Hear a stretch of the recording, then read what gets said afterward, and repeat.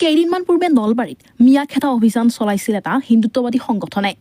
তেওঁলোকৰ বিশেষ নেতাজনে মিয়া শ্ৰমিকক কামত নলগাবলৈ ৰাইজক অনুৰোধ কৰিছিল। নলবাৰীৰ পৰা মিয়া লেবাৰ খেদিব বিচৰা হিন্দুত্ববাদী নেতাৰ চৰিত্ৰ পিছে একেবাৰে ভাল নহয়। মিয়া শ্ৰমিকৰ ওপৰত বীৰত্ব প্ৰদৰ্শন কৰা হিন্দুত্ববাদী নেতাৰ যিখন ফটো ফাদিল হৈছে সেইখন দেখিলেই লাজ লগা ধৰণৰ। সংগীৰ সৈতে নেতাজনে কৰা অবৈধ অভিসাৰৰ ফটো আৰু ভিডিঅ' সম্প্ৰতি সৰ্বত্ৰ হৈ পৰিছে ভাইৰেল।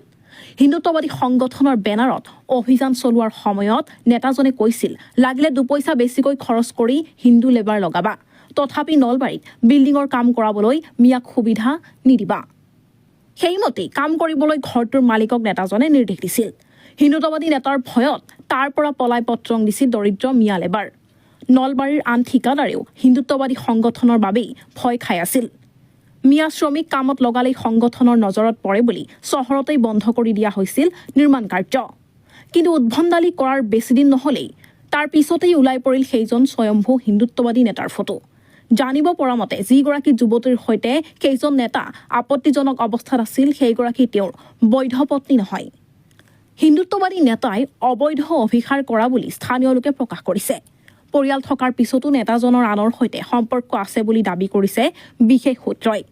অৱশ্যে এই অভিযোগৰ সত্যাসত্য প্ৰমাণিত হোৱা নাই।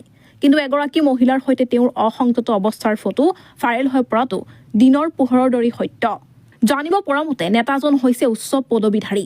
তেওঁ নলবাৰীত এটা বিশেষ হিন্দুত্ববাদী সংগঠনৰ কমাণ্ড চম্ভালি আছে। সেই বিল্ডিং নিৰ্মাণৰ কাম কৰি থকা মিয়া শ্ৰমিককো খেদিবলৈ উপদ্ৰৱ কৰিছিল সেইজন নেতাই। পিছে ভিডিঅ' ভাইৰেল হোৱাৰ পিছতেই তেওঁৰ আচল স্বৰূপ উদ্ঘাটন হৈছে। সম্প্ৰতি সংগঠনটোৱে বদনামী নেতাজনৰ পাখি কটা বুলি আমাক জনাইছে সমৰ্থিত সূত্ৰই। জানিব পৰা মতে তেওঁ এইগৰাকী মহিলাৰ সৈতে বহুদিনৰ পৰা ৰক্ষা কৰি আছিল অবৈধ সম্পৰ্ক।